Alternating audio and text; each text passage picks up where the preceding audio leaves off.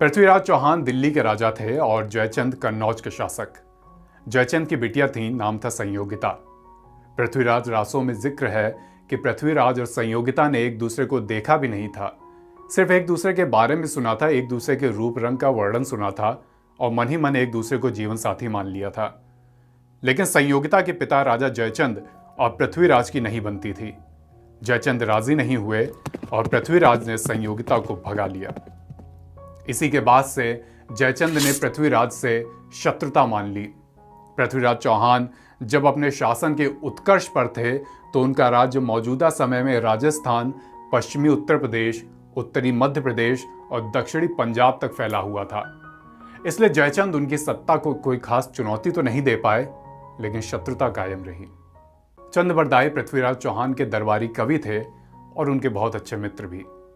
चंद्रबरदाई का लिखा वीर रस का वृहद महाकाव्य पृथ्वीराज रासो पृथ्वीराज चौहान के जीवन का एक बड़ा दस्तावेज है।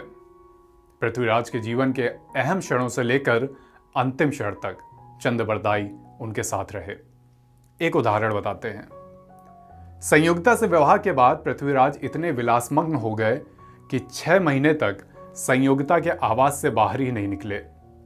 तब तक इधर गोरी की सेना लगातार पृथ्वीराज के साम्राज्य की ओर बढ़ रही थी। चंद्रबरदाई संयोगिता के आवास पर पहुंचे और दासी के हाथों पृथ्वीराज तक संदेशा भिजवाया।